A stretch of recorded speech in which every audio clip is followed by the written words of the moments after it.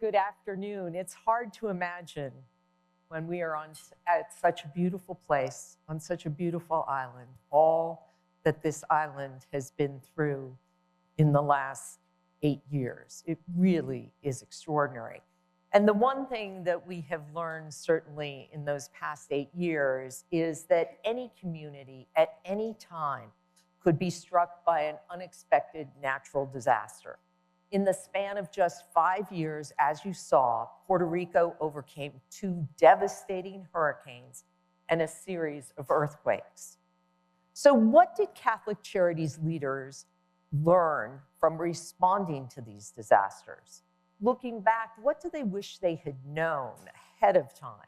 What stories or experiences of inspiration particularly strengthened their communities in such times of challenge? And how can we all prepare for unknown crises and challenges? Our panelists today have significant firsthand knowledge of disaster response that is still going on here in Puerto Rico. They also have firsthand knowledge of disaster response that's going on elsewhere in the United States. We're going to have a conversation today that will illuminate the challenges that you face and also share with you some ideas that you can take home if, God forbid, your community ever has to face something like this. So we're going to start with Father Enrique. It's so nice to meet you. I have heard wonderful things about you. Your press people do a great job. Thank you. Nice to meet you too. I heard wonderful things about you too. Your organization, Caritas de Puerto Rico, was a first responder in both Hurricanes Maria and Fiona, and as well as the earthquakes. Before Maria, at least as far as I know, Puerto Rico really hadn't been hit by a major hurricane. People almost had, if you will, hurricane amnesia, which happens if you don't have you watching all the other islands, you don't have to worry about it. So were you prepared when Maria hit? Well, nobody's prepared for something like that, really. I have to say first that it's tough still for me and most of my staff and volunteers that are here to see those images. That's why one of the reasons I wanted to take all of you here, because I think that we are very resilient and brave because we still are in post-traumatic disorder. Is for me, the first time that I saw the video when I was in the rehearsal, I started crying. It's so difficult, and yes, you said what you say is true. I say, what happens with me? Because the person that was before me in my position was 10 years, and with no disaster, I've been 18 years with more than 10 major disasters or emergencies. Are you saying you're bad luck? Maybe, I don't know. But maybe God wanted me to be as the captain of this boat while all these situations have been happening, because it's really challenging. But I have to say that it's not that difficult when you have an extraordinary team like I have. It's an extraordinary help from friends like CCUSA. It was really wonderful and encouraging that the first call was from people from CCUSA. We received more than $10 million from CCUSA. We received around 4,000 lanterns, 75 pallets, 750 tents, 750 air mattresses, around 5,000 tarps, 7,000 mosquito nets, 40 units of camping showers, and pallets, and these lights that this group is here, we received more than 200,000 of them. And it was so beautiful because when you feel that you're not alone, when you feel that you have people on your side, it's wonderful. And second, I was trained by CCUSA. but Kim's training and disaster response. And we have the blessing of having a lot of parishes with us that have social ministry. So it turns out that coincidentally, we had a training for disaster response 2 weeks before Hurricane Irma, because remember that we had Hurricane Irma, and 2 weeks later we have Hurricane Maria. So we were blessed that we were already able to specify, explain the people what they should do as parishes in their communities when then the hurricane struck. So thanks to CCUSA, thanks to all our partners, we were not ready. Nobody was ready for this. This is the biggest hurricane in the last 100 years in this continent. Nobody was prepared for that. But when you have help, it's not that complicated. Kim, you listening to Father Enrique list off all the things that Catholic Charities brought to Puerto Rico. Puerto Rico is an island. It's one thing to get things to Western North Carolina or supplies to Western North Carolina or to Minnesota or to Los Angeles. It's another thing to get supplies to an island. How did Puerto Rico's geography, what challenges did that create as you tried to respond to this disaster? Yeah, that was a big challenge for us because people are very generous. They want to give. They feel moved by the Holy Spirit to give. You don't want to, just throw that off and say, "Nah, we can't do that." Yeah. And so the challenge was, how do we get it here? We were able to get some things here in Puerto Rico by private partners who had flights coming in. Some came in by ship. But I have to tell you that the best thing to do when you are on an island is send a cash donation. It does not require any kind of shipping. Of course, when the items came here, the Archbishop had to step in because it's being sent to a territory, it's considered international. And so there are customs and there is different paperwork and there is tariffs you have to pay and all this other things that you don't think of when you're sticking things into a box and shipping them off. And Archbishop was absolutely instrumental in getting these items out of the port and to the point where it needed to go. So we really tried to let people know cash is best for a couple reasons. You don't need to pay shipping costs on cash, and it stimulates immediately the local economy. Agencies like Caritas Puerto Rico are able to purchase things locally and able to start that process. It's a lot quicker to get things from a Walmart or a Home Depot here locally than it is to have it shipped in. Mm-hmm. Archbishop, looking at the numbers, 3,000 people died. Puerto Rico was without power for 200 days. You have people that have great physical needs, but they also have huge spiritual needs. How did you meet both of those during that time? Well, I think one of the main missions of the church is to be present and to listen, to accompany, to pray. And during those months and years, because there are still pockets on the island where there is no electricity, being here in San Juan, one cannot have a full vision of the current situation. 8 years after the Hurricane Maria, actually it was Irma that hit the island, I think it was a week or so before Maria. And Irma was a powerful hurricane. Maria obviously was more powerful. But I think being present was the major factor that enabled the church to fulfill her mission. When I say church, I mean all of us. It took me 80 days, I think, to visit all the dioceses because, the roads were impeded and it was very difficult to move around the island. And I visited at least 80 parishes during that time. And I was very touched when I would go to a parish.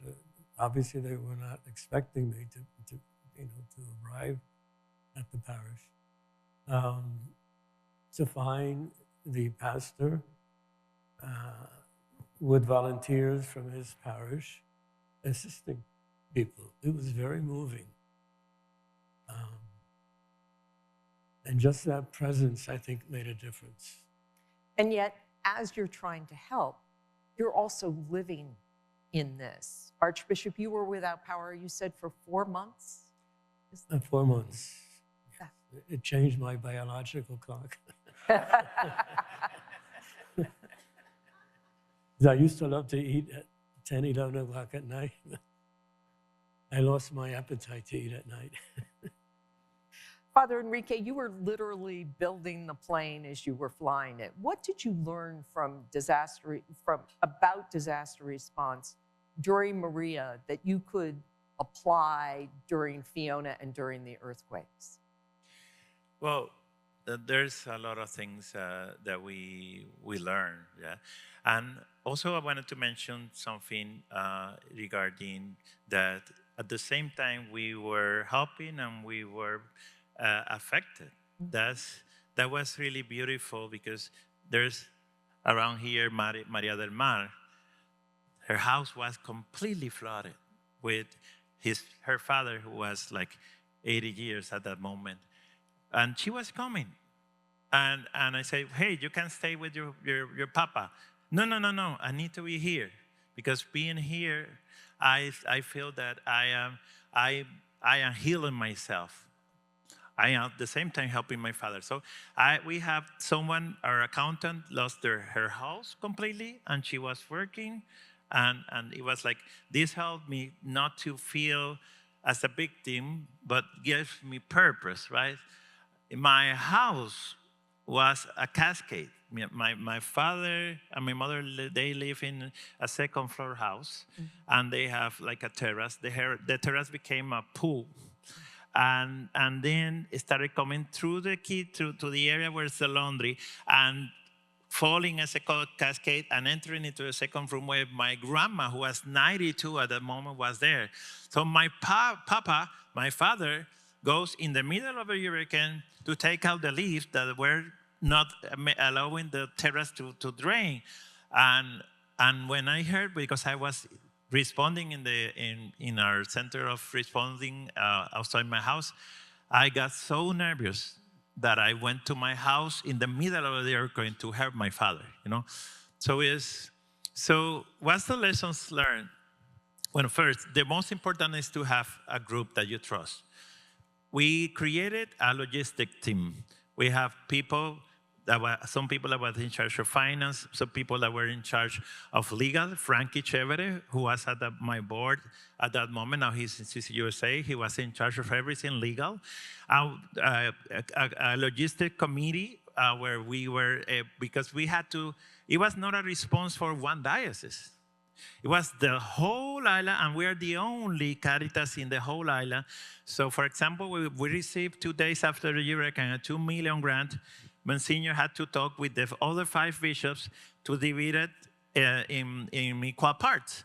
And then to have people from the diocese to distribute around the parishes in their diocese.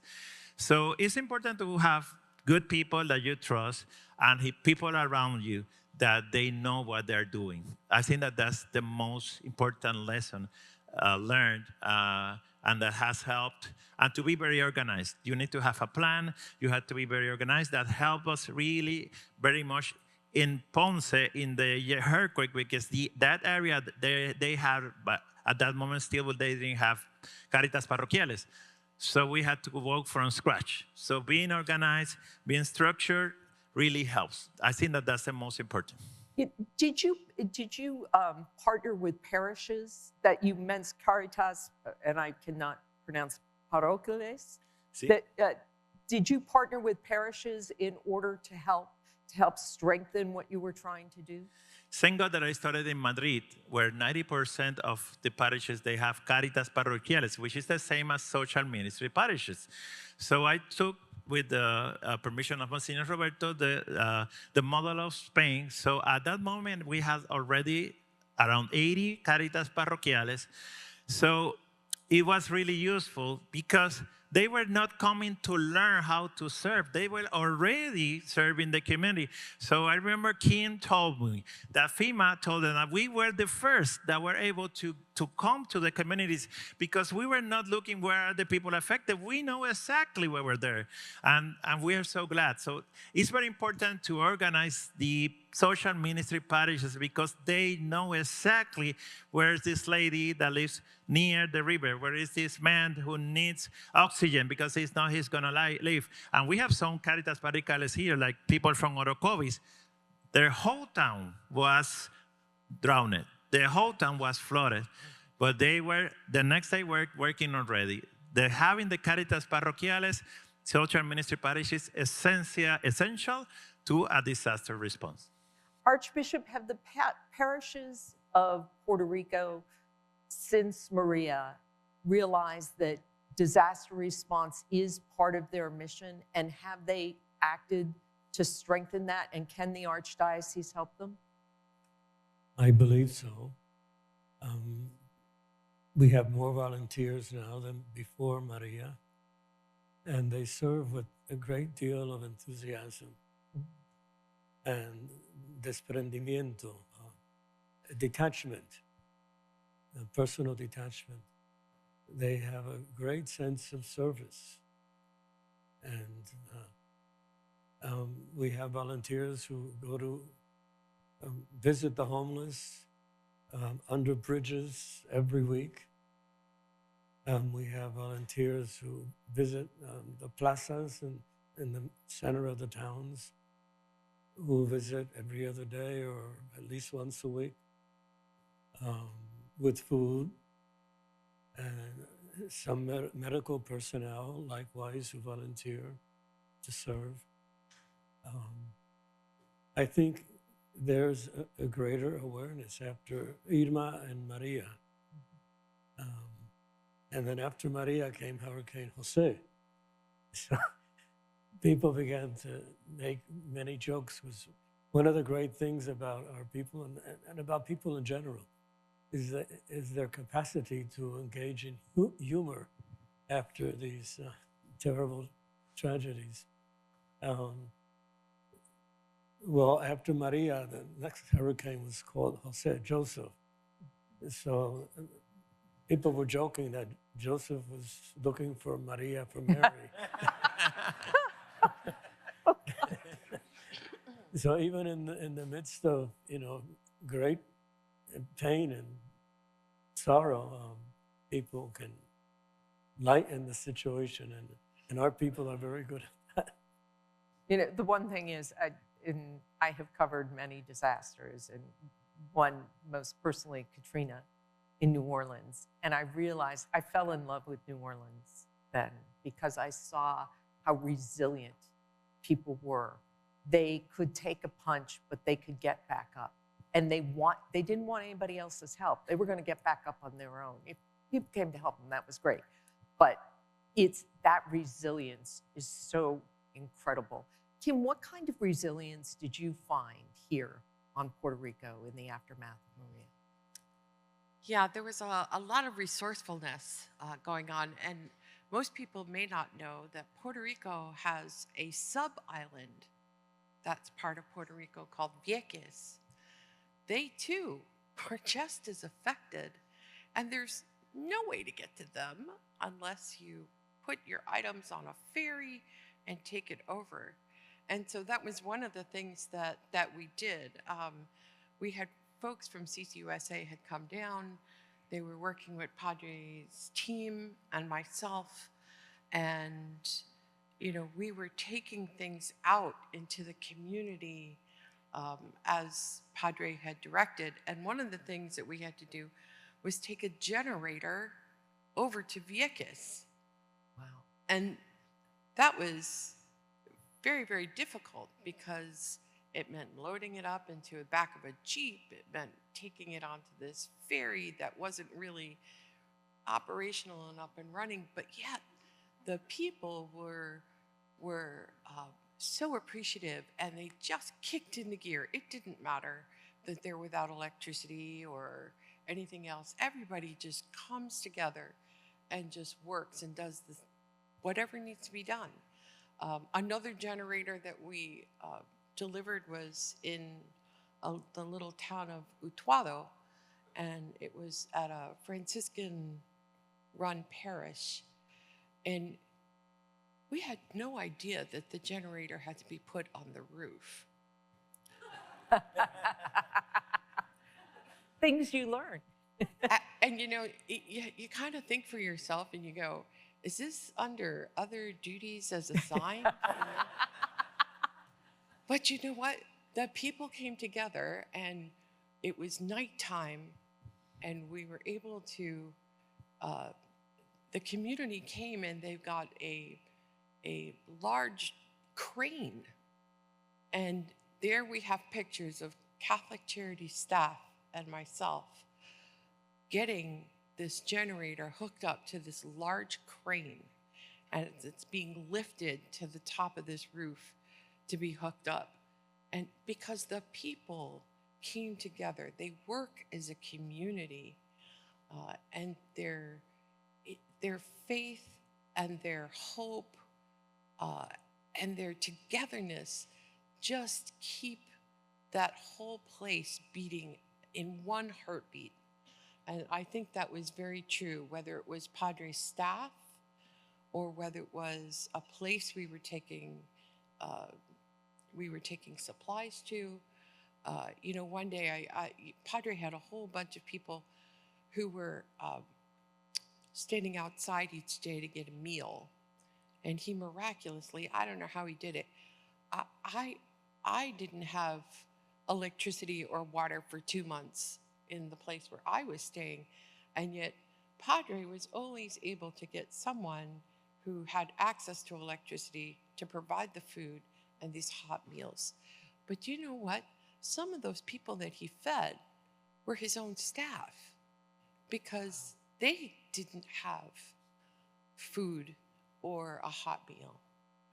And that told me, it is one family, and sticking together and coming together and supporting one another really, really formed the resiliency that Puerto Rico had during Hurricane Maria.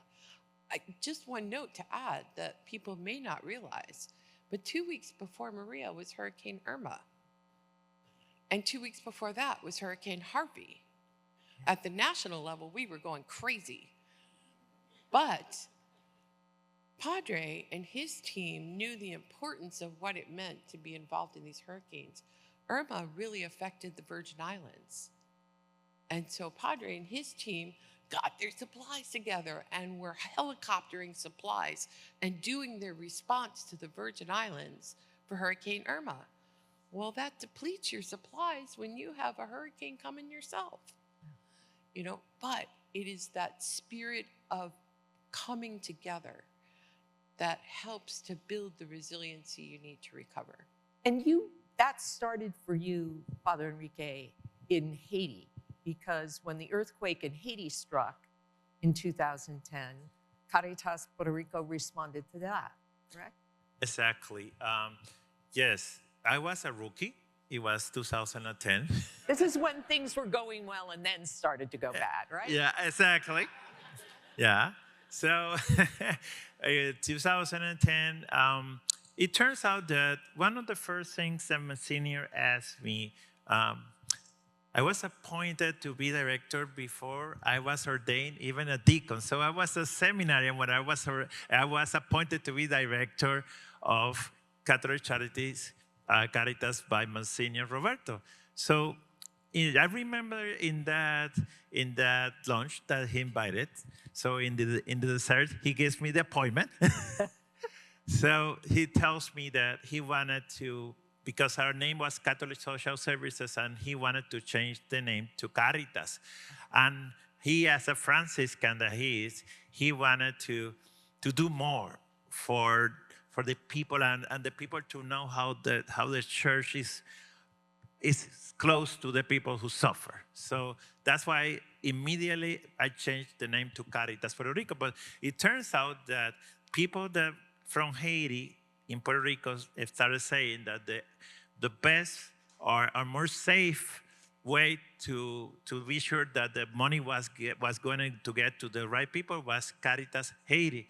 So in 1 week, I had my whole office full of water, of milk, a lot of things, and 200,000 in my account for Haiti.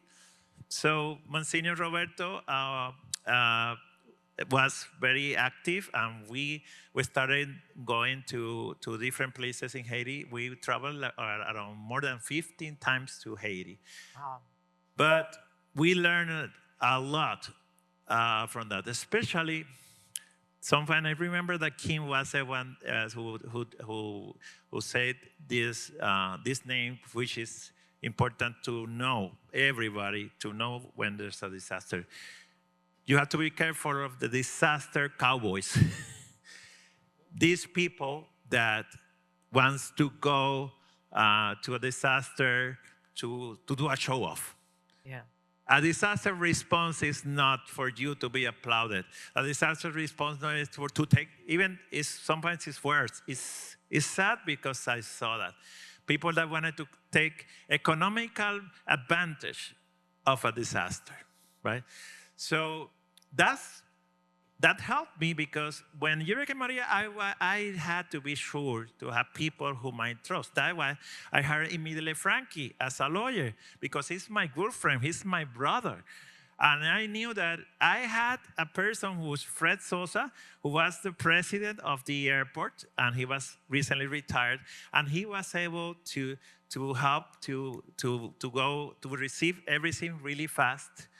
And having people like that are really loyal to our cause, to me, but to my team and to our cause is very important. And I think that I thank God the experience learned as a rookie with some things that went wrong in so many ways, but there's a lot of things that went well. But that helped me to do a more organized response in Hurricane Maria. It's interesting when you were talking about people who take economic advantage of a disaster. I could hear a lot of agreement in the audience. Is there, beyond having people that you trust, is there anything else you now do to make sure that somebody isn't illegally profiting off of a disaster or taking advantage of a disaster? Well, I think that it's very important to have a good finance team. It's important to be sure, for example, you have to be very careful of this money that comes by GoFundMe, monies that you don't know exactly where they come. You have to have people who are experts. I have in my board of directors, some of them are here, who are experts, businessmen, lawyers, people who know. And when I have a big donation, I always ask to them, do you think that we should receive it? And my staff, you need to do an investigation of what is the money, because you need to be sure that you're not end in the newspaper, yeah. Right? Yeah. Archbishop, what kind of support did you get from your brother bishops in the United States during this time? A great amount of support. Almost immediately after Maria, for example, Cardinal Worrell called. As someone just mentioned, Hurricane Irma had devastated the Virgin Islands, which is a suffragan diocese of Washington. And right after Irma, we had been able to take a few helicopters over from San Juan to St. Thomas. And obviously he had been told of the help that Caritas Puerto Rico has sent to St. Thomas and the Virgin Islands. So I think he was the first one who called and sent, I think it was 100,000. New York called, Boston called, Catholic Extension from Chicago called. A number of smaller dioceses came and made donations.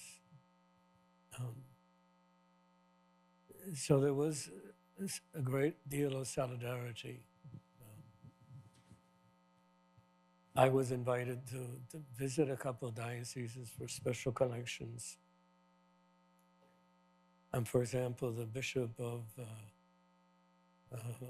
New Hampshire, I forget the name of the diocese, I should not forget. Manchester? I'm trying to think. What's Manchester? Manchester. And I spent the weekend preaching in Manchester. So there was a great deal of support and solidarity from the bishops in the States. Kim, you too had to rely on other Catholic charities organizations in the United States, in part because there is a language issue. You needed Spanish speakers. Who came to your rescue to help with the language? Yeah, we had a couple of agencies that stepped up to the plate. I don't exactly remember which agencies they were from, but we had Spanish speakers who were able to deploy, and we had them come here and provide that service. One I know is Camden, New Jersey. They had sent someone here who was able to do a quick, like, disaster case management training in Spanish, and that's actually led to Padre and I having conversations so that here at the annual gathering is the first disaster case management training in Spanish that is accredited and credentialed for those that attend. This will allow us to have more people in our cadre who then we can deploy in future disasters. But we did have people come who were Spanish speakers, who were not just Spanish speakers, who were Puerto Rican. There's a difference in the Spanish, believe me. And they were here for a few weeks and providing that service and working alongside the case managers that were here to be able to provide those critical services in the early days. I should also add that Pope Francis personally asked Cardinal Supich, as the Chancellor of the Catholic Extension Society, to visit Puerto Rico and to strengthen the nexus of help, financial help, between Extension and the dioceses in Puerto Rico. So there was a papal intervention as well. It's extraordinary. All of the Catholic Church came to your aid. When you switch, what happens? What is CCUSA's role when you switch from disaster to recovery? Does Catholic Charities play a role in recovery as well? They are still playing a part. I have to say that, yeah, well, the switch was really strange because we were switching to the recovery, and there was an earthquake, and there was another hurricane. So it was really strange and awkward. But, well, I have to say that we are blessed that CCUSA worked really close with the U.S. Conference of Catholic Bishops.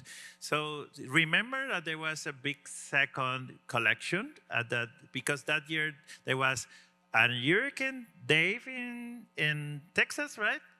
A Hurricane Harvey in Florida, and Hurricane Maria and Irma in Puerto Rico and the Virgin Islands. So they made this big second collection for all these disasters, and we received around 800,000, no, around $800,000 for Puerto Rico. But the USCCB was very clear that they didn't want it to be direct assistance. It had to be long-term recovery.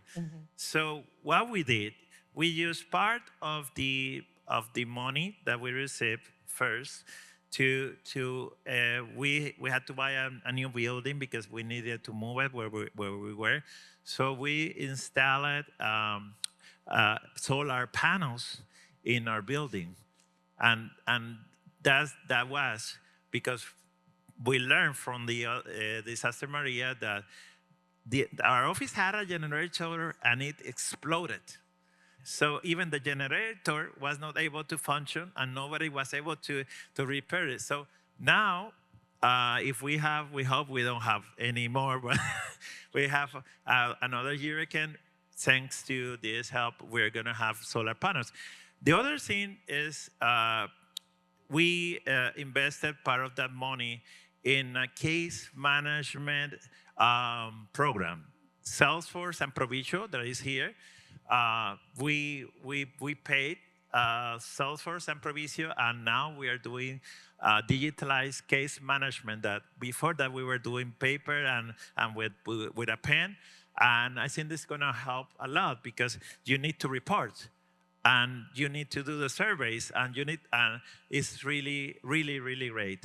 And the other thing is that he really helped us a lot was a donation from Home Depot of $800,000, thanks to the office of Inga and Anthony Siaka.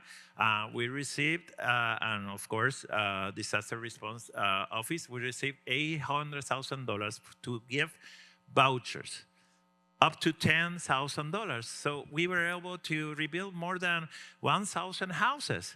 Wow. Because we were identifying if they had to find someone to rebuild. They go to Home Depot. They were buying everything needed to rebuild the house, and they were able to rebuild. And there's people here that had their participants. For example, in Orocovis, we had around 20 houses rebuilt thanks to this help. Wow. That deserves a round of applause. That's extraordinary. Kim, from your standpoint, what is the role of CCUSA once an area like Puerto Rico switches from disaster to recovery? Yeah, it's busy. Yeah. It doesn't get any easier. No, it doesn't get any easier. We are always on the go. Our role is always to support the local agency. We understand that disasters and disaster operations is a specialty. It is not your normal programming that you have in your office. And so we are here to guide you and to lead you and to provide you with expertise and information and connect you with resources that you need, etc. And so, we work very hard with agencies at the beginning so we know where you're going and what's needed as you move into long-term recovery. And this is an ongoing thing. Thankfully, the staff in disaster operations has a lot of expertise and a lot of technical experience, and they're able to support agencies. Right now, believe it or not, 30 states in the United States are affected by a disaster where Catholic Charities is assisting. We have more than 100 disaster grants that are open by 56 agencies covering 10 different disaster types. Everything from volcanoes to tornadoes to wildfires to explosions, whatever it may be. This is big and vast, and so we want to make sure that we assist an agency from start to finish. And sometimes that finish is 3-5 years down the road. Wow. It doesn't happen because it's now off the media broadcast. It is a very, very long time. And don't be scared. If I come to your diocese or come to your office, I want to say this very clearly. I am not related to Jim Cantori.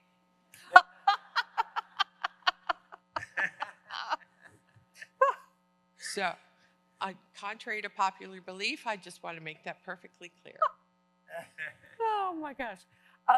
I would like each of you in the few minutes that we have left to give the people here some advice, some real practical advice from what you've learned going through Maria, Fiona, and the earthquakes. And Father Enrique, I'm going to start with you.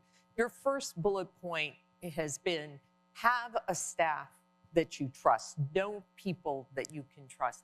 Give me two other things that people here can take home, and if, God forbid, they ever face a moment like this. Yes, of course. You need to be open to work with everybody. For me, it was a blessing, and this helps. I remember that this is up to, thanks to CCUSA that we receive a lot of money from the Ladder of the Saints. We received, remember, Kim, you received something from the Muslim organization on profits. We work together with the Mennonites, who are family of the Amish, so they were able to reconstruct houses, to rebuild houses. So for me, what I will say is that you have to be open to work with the government. You have to be open to work with the local municipalities. You have to be open to work together, because when there's a disaster, there's no Catholics, there's not Republicans, we're Democrats. It's everybody in need, so you need to help everybody. So that's the best advice. Work with everybody, work together with people that are doing the wheel is already invented. You don't need to invent the wheel. You need to work together with people who are experts, and will help you to use the money and not to duplicate, because that's the other thing. We need to other advice I will say is the worst enemy of a disaster response is duplication of efforts. Mm-hmm. In one moment, I received a call from the mayor of Utuado, which was one of the towns more affected. And he was telling me, please tell the people that not continue going to our town, because they are going to the same houses and there's people with water up to the roof. And next, in the other neighborhood, nobody's receiving. But the problem is that people want to have the photo. We had artists, we have basketball players. That's nice, but it's better to say, okay, if you are a baseball player, for example, we have Correa, remember, from the Astros, that he talked with CCUSA, and Kim calls me, hey, Correa, the baseball player, wants to bring you an airplane. And he did. So we would, if baseball players, if artists, if Taylor Swift wants to come to you, please stop to do it together with you, not just for the photo.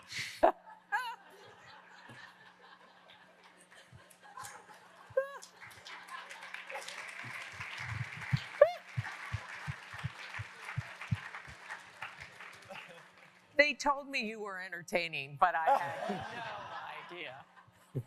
Archbishop, what would you what is your advice after what you've been through?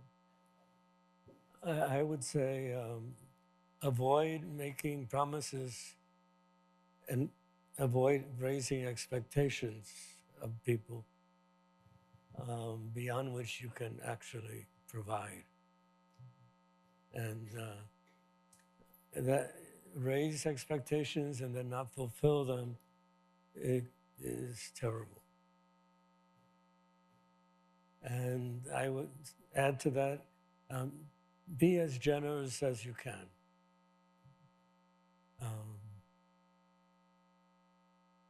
And we ourselves need to be as generous as we can. Kim, you talked about the importance of cash donations. What else can you, and that if you show up, it doesn't mean Jim Cantor is right behind you. what else would you recommend to the people who are here today about best practices they can do today to prepare for those worst days? Yeah, I think I sing this song all the time, but it's the song about being prepared. You know, at the time of a disaster, you have no idea that your personality changes. You're scared, you're unsure, you have no idea which way to go first, and that's not the time to create your disaster response. You know, you need to think about it with a clear head. And so the idea is to be prepared. So at the time of a disaster is when you really implement the plan. I would also say, don't be afraid to build those relationships in your community. You know, we've heard a lot of conversation by both Padre and the Archbishop about building those relationships. Take that lesson from Mr. Rogers. Who are the people in your neighborhood? Really, it's a lesson that we learned really young. And build those relationships now, because at the time of a disaster, you're going to need them and they are going to need you, you know? And I would say finally, use a disaster as an opportunity of a living example of practicing your Catholic social teaching. It is a living laboratory to be able to reach out and really live human dignity, to really live solidarity and subsidiarity, and to protect the environment. Those are really important things, and that is what sets us completely apart from any other disaster organization out there. Mm. We are the Catholic Church, and this is how we act.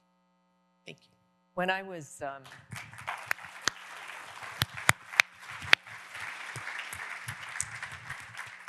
I covered the BP oil spill. I spent 5 months living in Venice, Louisiana, population of 2,000. I lived on a houseboat for the first month and then in a fishing camp for the next 4.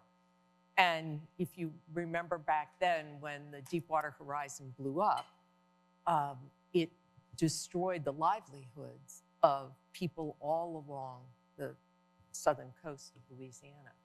And I would drive back between Venice and New Orleans, either to get food or to take a weekend off or what have you. And I'm driving on this road, and I can't remember the name of the road, and there was Parish there. And they had one night, it was Catholic Charities, was having like a fish fry. And I thought, it made me so proud to be a Catholic, because I thought this is what people need. I mean, it would be great if somebody could plug the oil well to stop it from leaking, but that's not what the average people can do. But what these people needed was they needed to be fed physically, spiritually. They needed community. And that's what Catholic Charities brought in that simple act of having a Friday night dinner. And what a wonderful thing it is. I think it was Bill who said today, our name tells you not who we will serve, but how we will serve. Congratulations, and thank you so much.